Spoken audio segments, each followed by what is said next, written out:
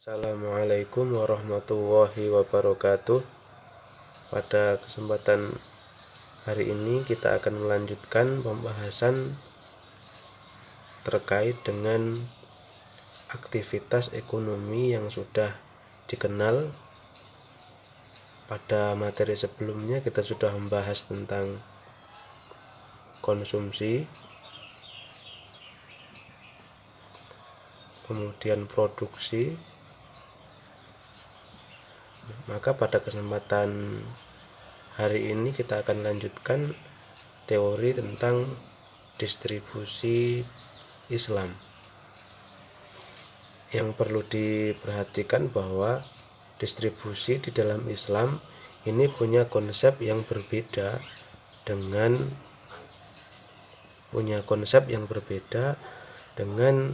ekonomi konvensional. Bisa dikatakan bahwa distribusi dalam Islam cakupannya lebih luas, atau ruang lingkupnya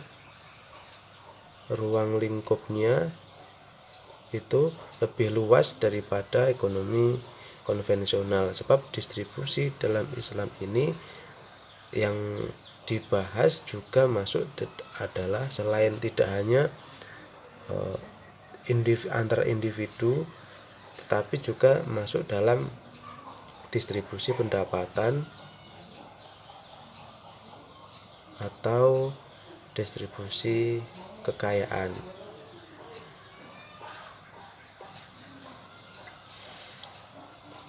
Baik, kita mulai dari definisi distribusi. Secara bahasa, distribusi dapat diartikan proses penyimpanan dan penyaluran produk kepada pelanggan. Maka sering disebut perantara, atau orangnya dikenal dengan distributor.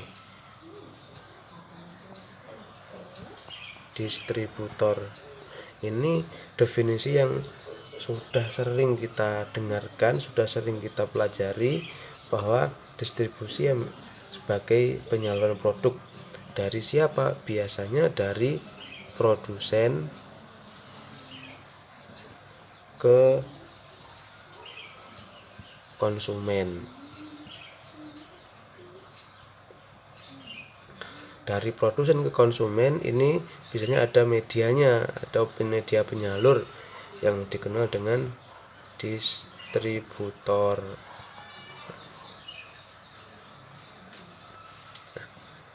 Konsep seperti ini sebenarnya bisa dikatakan bahwa definisi yang sempit kalau dikaji dalam Islam. Artinya apa? Bahwa distribusi dalam Islam itu tidak hanya membahas bagaimana penyaluran produk dari produsen ke konsumen, tetapi distribusi dalam Islam itu merupakan proses pendapatan dan pengeluaran dari sumber daya yang dimiliki oleh negara. Jadi proses pendapatan dan pengeluaran dari sumber daya yang dimiliki oleh negara.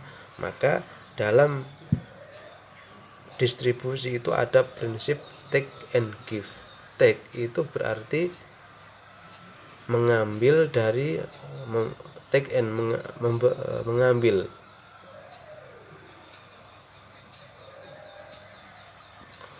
Give berarti memberikan. Maksudnya apa? Maksudnya adalah mengambil dari yang kelebihan. Jadi orang dengan, atau orang kaya, atau orang dengan harta kekayaan, dengan pendapatan yang besar akan memberikan sebagian dananya kepada orang dengan pendapatan yang lebih kecil atau orang yang membutuhkan. Kenapa kok harus ada distribusi dalam Islam. Mengapa? Mengapa harus ada distribusi?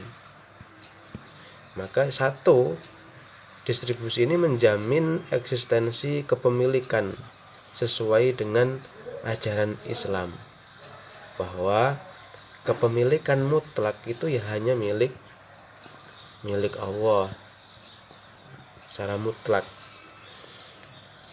Sedangkan manusia ini diberikan hak milik ketika sudah melakukan kerja dan sebagainya, tetapi semua harus didistribusikan kepada mereka yang membutuhkan. Kemudian yang kedua adalah larangan untuk menimbun barang atau ikhtikar. Jadi produk atau barang tidak boleh ditimbun. Tujuannya adalah untuk menaikkan harga. Maka perilaku seperti ini adalah perilaku yang tidak sesuai dengan prinsip Islam. Yang ketiga adalah larangan peredaran harta hanya pada golongan atau kelompok tertentu serta monopoli yang merugikan. Artinya harta atau kekayaan itu tidak boleh hanya dimiliki oleh orang-orang kaya saja, tetapi juga harus berputar, tetapi juga harus didistribusikan kepada mereka yang kekurangan. Ya, ini proses distribusi dari pemberian dari orang yang kaya atau golongan yang mempunyai pendapatan besar diberikan kepada golongan atau kelompok masyarakat yang serba kekurangan. Jadi ada proses distribusi di situ. Nah, konsep distribusi dalam Islam tidak hanya mengedepankan pada aspek ekonomi, walaupun memang distribusi ini selalu lekat kaitannya dengan ekonomi, baik itu ukurannya, jumlah harta kepemilikan. Tetapi yang paling penting adalah penggunaan potensi kemanusiaan yang berupa penghargaan hak hidup dalam kehidupan. Jadi distribusi di sini lebih fokusnya ke bagaimana seluruh manusia ini memperoleh hak yang layak dalam hidup. Berarti bagaimana seluruh manusia itu dapat memenuhi kebutuhan dalam menjalani kehidupan sehari-hari. Maka ini menjadi tanggung jawab bersama bahwa dalam suatu negara, dalam suatu wilayah, menjadi sebuah tanggung jawab sosial bahwa tidak boleh ada masyarakat atau kelompok yang tidak bisa memenuhi kebutuhan hidupnya. Mengapa latar belakang konsep distribusi? Mengapa muncul distribusi ini? Yang pertama adalah adanya perbedaan dalam kehidupan manusia yang merupakan ketetapan Allah. Ini memang atau yang dikenal dengan sunnatullah.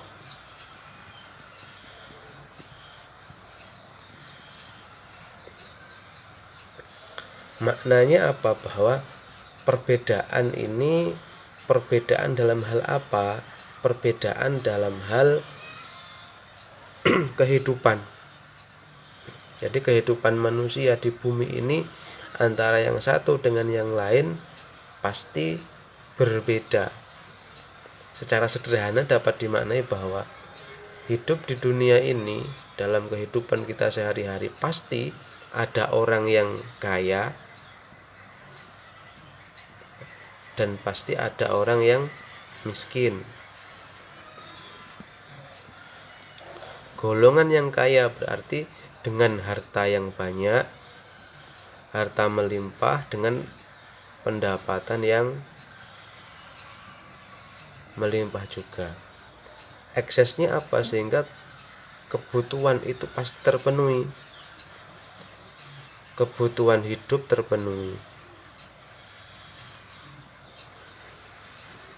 Sedangkan bagi golongan yang miskin, mereka hartanya sedikit, bahkan pendapatannya tidak menentu, apakah mendapatkan penghasilan setiap hari, sehingga aksesnya apa? Sulit dalam pemenuhan hidup, sulit dalam memenuhi kebutuhan hidup, memenuhi kebutuhan hidupnya.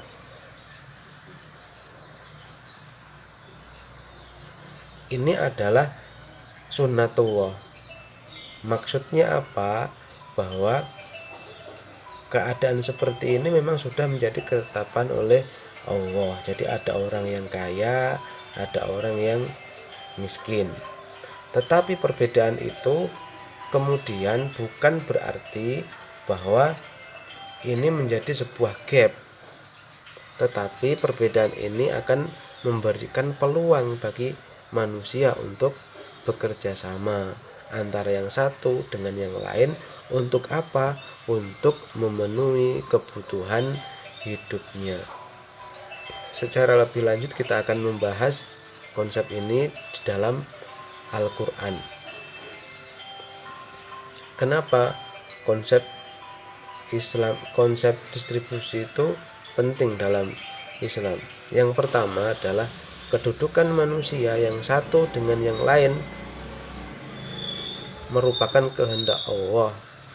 Tadi yang kita sebutkan bahwa ada orang yang kaya, ada orang yang miskin. Ini adalah kehendak Allah. Tidak mungkin semua yang ada di bumi ini semuanya adalah kaya, maka tidak seimbang. Begitu pula juga tidak akan mungkin seluruh yang ada di bumi ini semuanya miskin. Nah, ini yang perlu dipahami, bahwa maka ada orang yang kaya, ada orang yang miskin, ini bisa menjadikan peluang, yaitu dengan proses distribusi dengan prinsip take and give.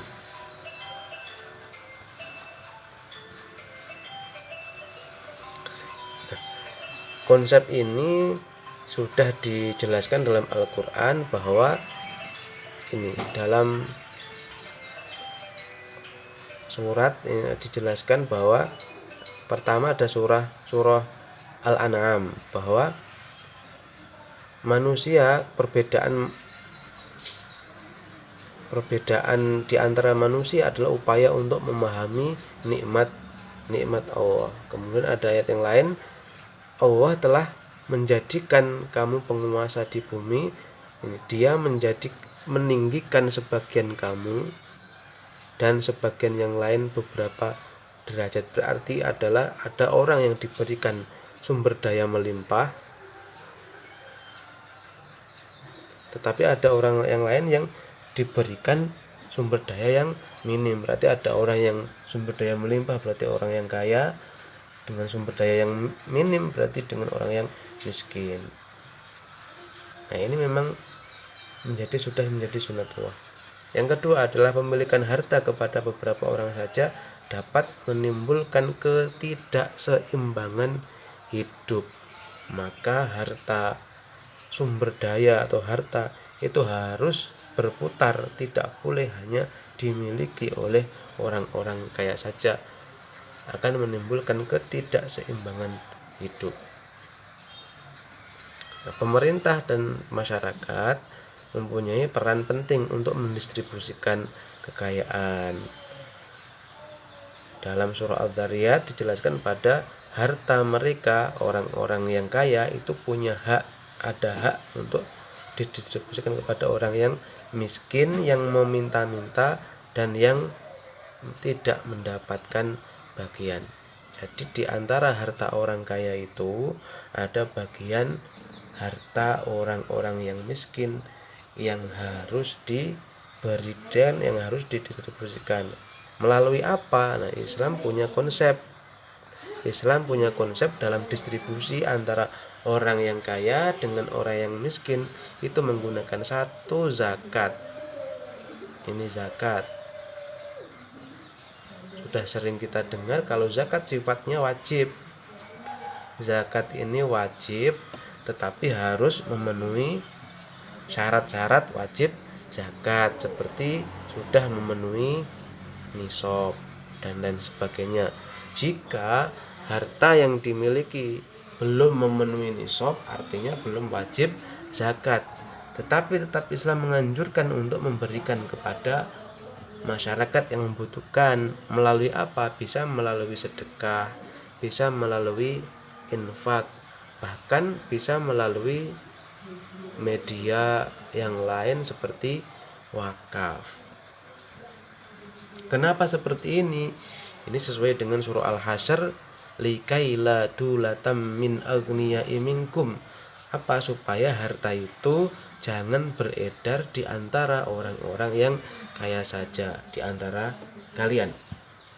Ini menunjukkan bahwa konsep harta ini diatur dalam Islam dan diperuntukkan kepada semua orang. Orang kaya ketika punya pendapatan, ketika punya harta kekayaan yang melimpah, sebagian harus didistribusikan kepada orang yang membutuhkan. Supaya apa? Seluruh masyarakat mendapatkan kesejahteraan hidupnya. Masyarakat yang miskin, masyarakat yang kurang mampu tetap bisa memenuhi keperluan hidupnya. Selanjutnya adalah pentingnya distribusi. Yang pertama adalah tetap mengumpulkan antara kepentingan individu dan kepentingan masyarakat. Jadi ada kepentingan individu dan ada yang kedua adalah antara dua penyelenggara muamalat tetap ada keadilan dan harus tetap ada kebebasan ijab kabul dalam akad. Yang ketiga, tetap berpengaruhnya rasa cinta dan lemah lembut. Yang keempat, jelas dan jauh dari perselisihan. Nah, tujuannya apa? Distribusi itu untuk dakwah Islam sebagai media pendidikan, untuk tujuan sosial, pemenuhan kebutuhan masyarakat yang memang belum terpenuhi kebutuhan hidupnya, bagi tujuan ekonomi. Yang selanjutnya adalah prinsip distribusi dalam Islam. 1. Larangan riba dalam setiap pergerakan distribusi. Maka dalam proses distribusi tidak boleh ada riba. Yang kedua adalah adanya keadilan dalam distribusi, tidak menumpuk pada satu orang atau ikhtikar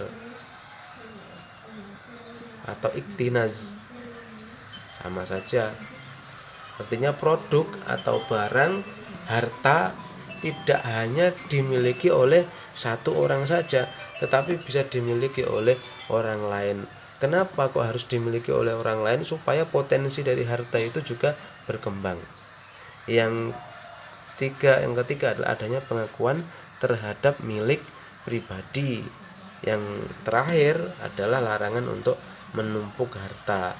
Sebab kalau harta menumpuk, ini maksudnya adalah harta yang tidak produktif, menjadikan harta itu tidak produktif.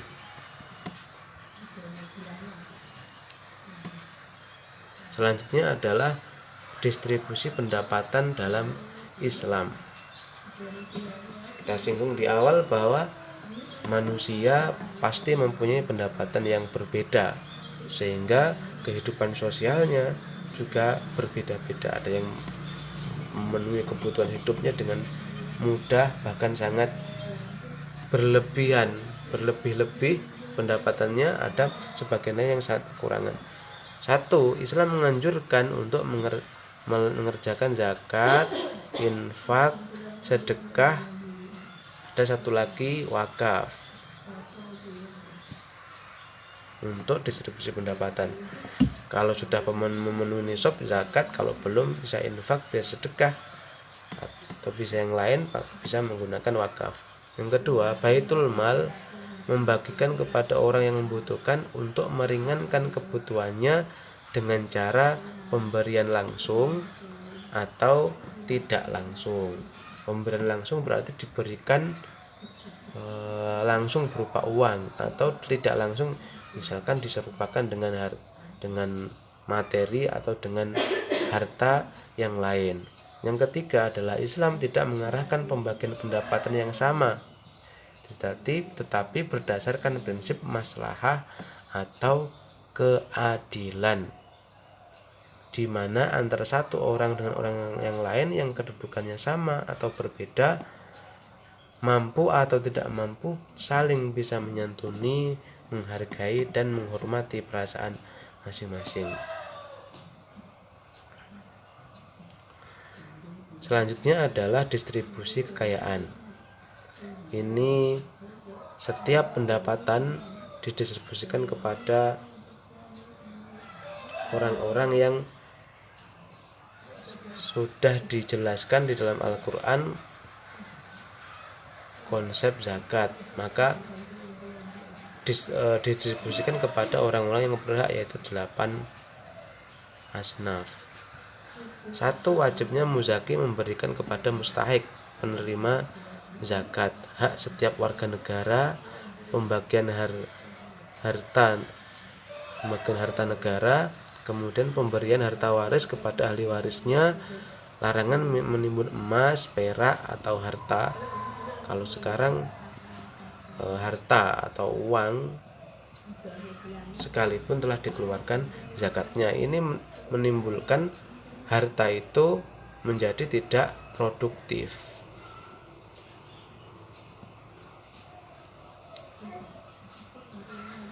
Selanjutnya adalah pengaturan kekayaan. Ini meliputi pemanfaatan harta, kemudian pembayaran zakat, ini sebagai penyeimbang kekuatan ekonomi. Selanjutnya penggunaan harta benda tanpa merugikan orang lain, harus memiliki harta yang sah, artinya harta itu diperoleh dengan cara yang halal dan milik sepenuhnya. Penggunaan berimbang baik untuk urusan dunia maupun untuk urusan akhirat, kemudian untuk kepentingan kehidupan.